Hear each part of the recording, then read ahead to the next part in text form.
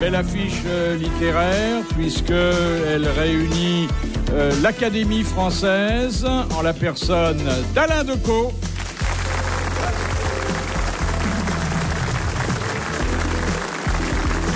L'Académie Goncourt en la personne de Robert Sabatier.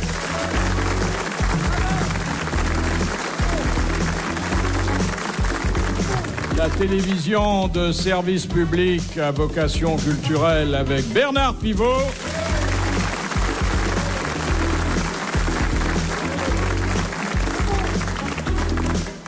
La rédemption à travers la littérature en la personne d'Alphonse Boudard.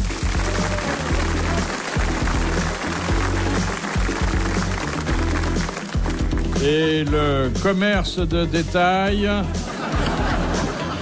associé à la plume, au style, à l'inspiration et à des sources d'informations qui font de lui un des historiens de notre époque, Pierre Bellemare.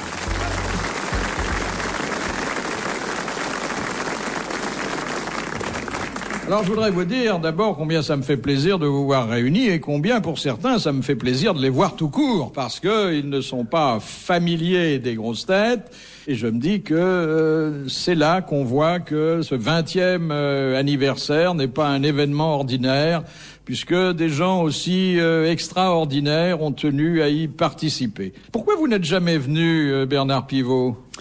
Parce que je ne me sens pas capable de répondre aux questions difficiles que vous posez, n'ayant pas, contrairement à ce que les gens croient, une bonne mémoire. J'ai une mémoire comme ça très très rapide, très furtive des choses que je viens de lire, mais je ne me souviens absolument pas des choses que j'ai faites il y a 15 ans, 20 ans. Donc, vous ne serez pas interrogé sur votre vie privée, d'ailleurs. Oui, mais je regrette parce que là, je serais très très bon.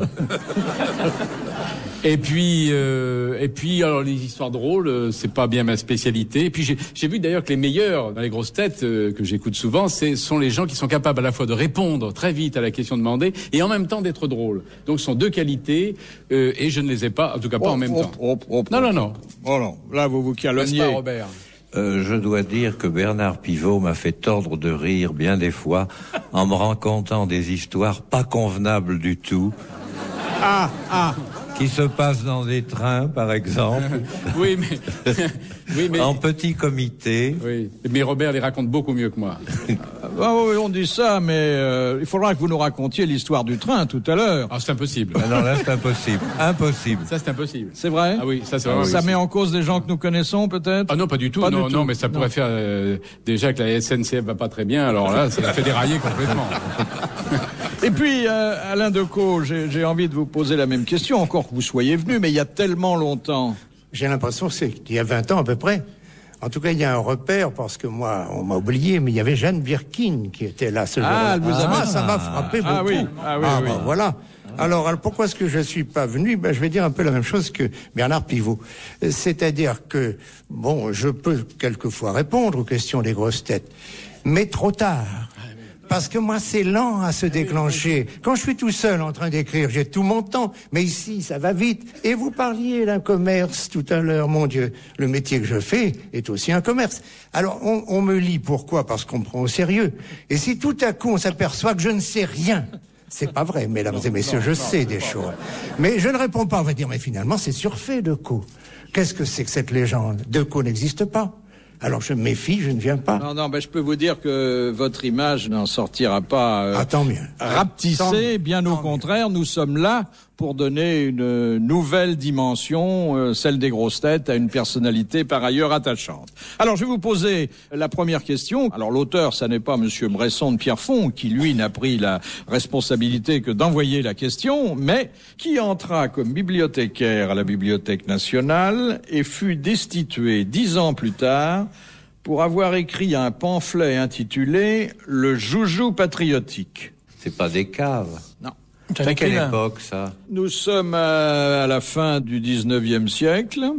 Cet homme porte un nom aristocratique. José Maria de Heredia ? Non, c'est un homme qui n'aura jamais la grande notoriété littéraire, mais qui encore aujourd'hui est apprécié des fins lettrés, donc de vous-même, messieurs. Poète. C'est pas Villiers de l'Isle-Adam, Barbé d'Aurevilly ? Non, vous avez... Poète. Plutôt prosateur, mais peut-être poète aussi. Laurent Teilhard, non. Est-ce qu'il a été de l'Académie Goncourt? Je ne pense pas. Et la française?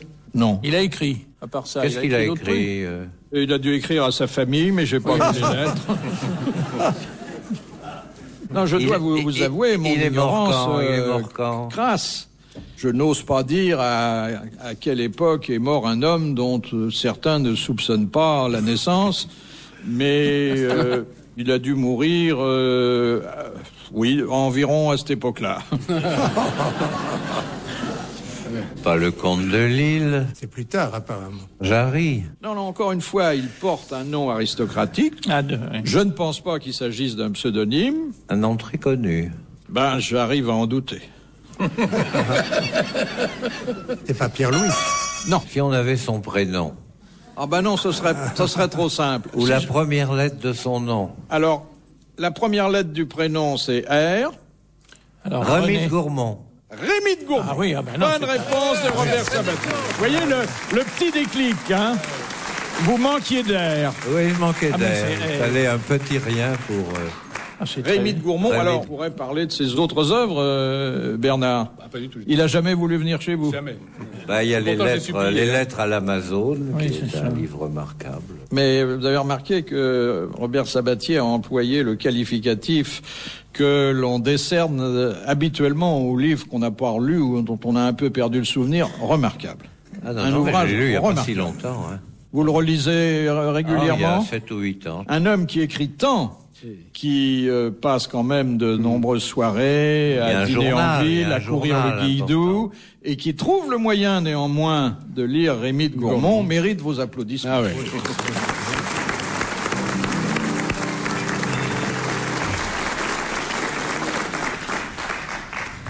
Question de Monsieur Thibault d'Atismons. Quel était le deuxième prénom de Louis XIV? Louis-Philippe. Louis-Charles. Antoine? Non. Auguste? Non, ce serait trop beau. Henri, Un prénom courant, son sans grand-père. doute. Un prénom qui est peut-être un peu... Dieudonné.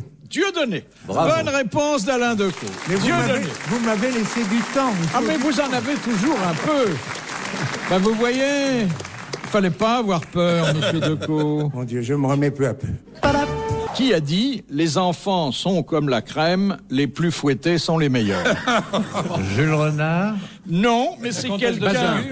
C'est qu'enfin, Courteline. non, c'est quelqu'un auquel Robert Sabatier doit beaucoup et qui a dû connaître Jules Renard. Hervé Bazin. Non. Moi, je Guitry. pense pas que Bazin ait connu Jules Renard. Hein. Courteline. peut-être pas. Guitry. Non. Non, j'insiste. Robert Sabatier... Les frères Goncourt. Eh bien oui, ce sont les frères frères Goncourt. Goncourt. Bonne réponse de Robert Sabatier. Oui, mais là, il l'a aidé. Hein. J'ai été aidé, oui. Là, il a été aidé. Deuxième citation de Madame Bordier de Périgueux, qui écrivait à André Gide en ces termes. Je viens de recevoir ta merveilleuse boîte de compas. Tu es archi-fou. Je suis ta danseuse, ton écurie, ta collection. Je te reviens à des prix fous. Maurice Sachs. Non, eh ben, cet homme n'avait pas la même réputation. Mauriac. Non, c'était pas Mauriac. Oh, on sait jamais. Ah, on ne sait jamais. Non. Jouando. Alors, cet homme, qui est un des grands académiciens, Vivant. mort. Il était tellement célèbre, tellement talentueux que c'est le pays qui lui a offert ses obsèques. Valérie. C'est Paul Valéry. Bonne réponse de Robert Sabatier.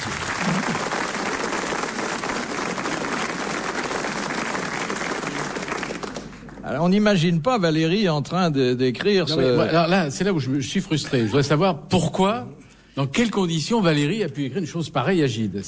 Alors là, j'aimerais... Voilà, vous reprenez votre rôle qui est de poser des Ah questions. bah oui, non mais là... Mais comme on m'a pas prévenu à l'avance, j'ai pas la réponse. Bon, Ah oui, mais- Non mais assez curieux quand même. Hein, ça. Non, pas tellement, parce que moi, j'ai connu des gens qui ont connu Valérie.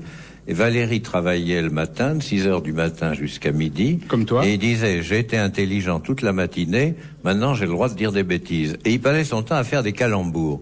C'est-à-dire que le sérieux Paul Valéry était à la ville un homme très drôle.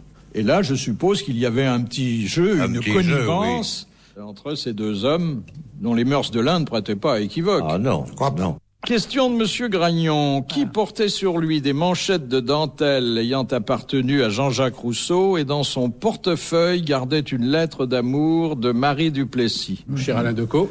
Marie Duplessis, ça pourrait être Sacha Guitry qui avait... C'était Sacha Guitry. Bonne réponse d'Alain Decaux. Il avait la correspondance. Il n'avait pas seulement une lettre, mais il en avait pas mal qui ont été vendus après sa mort. Vous avez connu Guitry et surtout connu son musée. Ah, bien entendu, ça a été le bonheur de ma vie. Et j'ai été dans l'intimité de Sacha. J'avais 20 ans, il en avait 60. Et je dis que c'est un des bonheurs de ma vie d'avoir eu 20 ans auprès d'un homme pareil. Alors, vous avez donc évolué dans cet hôtel particulier, aujourd'hui démoli, de la rue Élysée-Reclus. C'est un crime, parce que c'était un musée fait par un homme qui avait voulu justement réunir des chefs-d'œuvre de la peinture, des chefs-d'œuvre aussi des hommes célèbres, parce que ça c'était le trait de Sacha, c'est qu'il aimait admirer. Et toute sa vie, il avait collectionné des objets ayant appartenu aux gens qu'il aimait. Il ne faut pas oublier qu'à la Libération, c'est Alain qui a permis à cet hôtel de ne pas être pillé. Et ça, c'est très important. Alain, le résistant, le FFI, qui a interdit l'entrée de cet hôtel, parce qu'il avait déjà une très grande admiration pour cet auteur, et il sentait que ça ne sentirait pas bon si on laissait certaines personnes entrer à l'intérieur. Donc c'est grâce à lui que ça a été sauvé. Alors, c'est d'autant plus dur pour lui de le voir démoli après. Merci Pierre, c'est vrai. On raconte... Parce que, au début, il y a des FFI qui se sont pointés pour arrêter Guitry et le mener à la mairie. Oui. Bon. Alors, ils sont là, des gars, comme j'étais à l'époque, 19 ans, une petite mitraillette, et ils arrivent à la porte. Le valet leur ouvre. Et Sacha est en haut de l'escalier et en pyjama. Ils sont pétrifiés devant Sacha, qui leur dit « Montez, messieurs, n'ayez pas peur. » Oui, c'est très joli. Attention, encore un mot de Sacha ce jour-là. Ces jeunes gens se sont présentés, en effet, tout à fait intimidés, en disant « On vient vous arrêter. De la part de qui ? Du comité de libération. » Alors, il a raconté tout ça ensuite dans 60 jours de prison. Son séjour à Drancy, notamment. Oui. Et à Fresnes, il a été Fresnes, à Fresnes, il a ce mot. On arrive, il dit la soupe, il dit qu'elle entre. Ah. Et tu avais déjà une toute petite mitraillette. J'avais une petite mitraillette, mais pas... Question de Monsieur Lacauve de Saint-Vigor-le-Grand. Qui est Daniel Essette? E-Y-2-S-E-2-T-E. C'est un écrivain? Non, mais un personnage qui a pu charmer notre enfance, moins à la mode aujourd'hui, et c'est dommage. Alain Saint-Augan ou... Un dessinateur de bande dessinée, oui. Non, pas du tout. Un personnage d'un roman. Un bon petit diable? Non. C'est Charles Macmiche, le bon petit diable. Ouais. Il retombe en enfance. Hein. C'est un bouquin où il peut y avoir plusieurs niveaux de lecture, Oui, comme on dit. Hein. Ah bah oui, on a fait des thèses. Notre ami demande si c'est pas dans Jules Verne. Non. Alors, c'était un jeune homme méritant. Français, c'est un littérature français, bien sûr, qui a eu beaucoup de problèmes. Il était un héros très, très émouvant. Il était instituteur. Petit chose. Oui. C'est le héros du Petit Chose d'Alphonse Daudet. Bonne réponse d'Alphonse Daudet. Ça, c'est ça. Mais ça prouve que c'est un peu oublié. Et c'est dommage, car C'est dommage, quel joli livre. C'est un très joli livre. Hein. Mais d'ailleurs, on a l'impression que Daudet est dans un purgatoire aujourd'hui injuste. Dans les écoles, il est lu beaucoup. Et dicté. Question de Monsieur Courbet. Qui écrivit le premier roman policier avec pour personnage principal Edgar Poe. Edgar Poe. Oui. Eh oui, Edgar Il y a une Poe. discussion. Bonne réponse de Robert Sabatier, c'est Edgar Poe. C'est roman, c'est une le nouvelle. double assassinat de la rue Morgue. Oui, Mais c'est une nouvelle, hein, c'est pas un roman. Il y a une contestation Une autour nouvelle. du premier policier. Moi, je dis que c'est Gaborio. Oui. Voilà. Gaboriau, c'est un peu plus tard. C'est la première nouvelle policière, avec une énigme policière posée. Oui, oui. C'est le singe qui est le criminel, je le dis pour ceux qui ne l'ont pas Oui. vu. Question de Monsieur Lattré. Le caodaïsme, qui est une religion spirite orientale, vénère Bouddha, Confucius, des héros chinois, ainsi qu'une autre personnalité. Victor Hugo. Victor Hugo. Bonne réponse collégiale masculine. Et oui, Victor Hugo. Et c'est tout à fait réconfortant de penser que c'est considéré comme un dieu par ces gens-là. Je donnerai un détail parce que je suis allé voir la basilique caodaïste au Vietnam. Et c'était pour voir si c'était vrai, parce qu'on peut écrire ça éternellement sans que ce soit vrai. Et en effet, les patrons de cette religion, qui a été créée entre les deux guerres, parmi les patrons, il y a Hugo. Mais ce que personne ne dit jamais, c'est que le Victor Hugo cavadaïste est en habit vert. L'Académie française est présente. Est-ce que vous l'aviez déjà lu ça quelque part? Non, jamais. Non. Donc l'Académie fait figure de déesse là-bas. Oui. Et j'ai rencontré même la fille du fondateur de cette religion, qui est une vieille dame aujourd'hui. J'ai donc rencontré, moi qui suis ici aux grosses têtes, la fille d'un dieu. Mais pour revenir à l'habit vert, est-ce que ça change quelque chose dans votre vie d'avoir comme ça à votre disposition dans un placard un habit vert? Est-ce que vous le mettez pas seulement pour aller à l'académie, est-ce que vous le mettez dans d'autres circonstances? Pour aller faire mes courses? Non, pas pour faire mes courses. Non, mais je dirais privé. Parce que je me souviens d'une déclaration d'Anatole France qui était très portée sur les dames, mettait son habit vert, car il lui semblait que sa virilité était beaucoup plus affirmée et les femmes adoraient que le maître... Pourtant, le plastron, ça ne doit pas faciliter les choses. Oui, mais attendez. L'épée non plus, parce que là, qu'est-ce qu'on en fait dans ces moments-là? Personnellement, je ne me sers du costume que pour aller à l'Académie française dans certains cas. Et quand même... Quand il y a deux cas où je m'en suis servi, pour les obsèques de la princesse Grâce de Monaco, parce que Maurice Druon, notre secrétaire perpétuel, comme nous étions invités tous les deux, m'a téléphoné en disant que je devais porter mon habit vert. Alors là, je l'ai mis extérieurement. Et puis une seconde fois, oui, c'était aux obsèques de l'empereur du Japon. L'invitation portait habit ou uniforme. Moi, j'ai pas l'habit. C'est effrayant d'avoir un habit plus personnel. Puis c'est très cher. Alors, j'avais pas d'habit, j'ai dit, ou uniforme. Je dis, est-ce qu'on peut comprendre l'habit vert comme un uniforme? Ben, comment? Alors, je l'ai fait savoir au ministère des Affaires étrangères à Paris, qui a été fort inquiet, qui a consulté l'ambassade de France à Tokyo, qui a consulté le palais impérial. Le palais impérial a répondu, oui, l'habit vert sera accepté. Comme s'il savait ce que c'était. Oui. On a dû leur expliquer. Et alors, vous avez eu beaucoup de succès là-bas? Aucun, parce qu'il faisait un froid de loup et j'étais enveloppé dans une cape. On n'a pas vu mon habit vert. Ah, ça c'est un petit peu plus difficile, mais bon, je vois que j'ai maintenant affaire à des spécialistes. Question de Madame Douchy. Qu'est-ce que Balzac fit figurer pour la première fois sur la couverture de l'une de ses œuvres? C'était La peau de chagrin. Son portrait? Non. C'était une image Non, pas du tout. C'était un mot? Un mot qui n'avait pas figuré jusque-là Roman. Sur la couverture, non. Un mot, un seul mot? Un gros? Un tout petit mot, mais qui était lourd de sens et sur lequel on a beaucoup glosé, voire daubé. La particule. Ah, la particule. La particule. De Balzac, il n'était pas plus Il n'était pas de Balzac. Et il a même mis au départ Marquis Honoré de Balzac. Bonne réponse académique, puisqu'elle vient à la fois d'Alain Decaux et de Robert Sabat. Ah bah oui.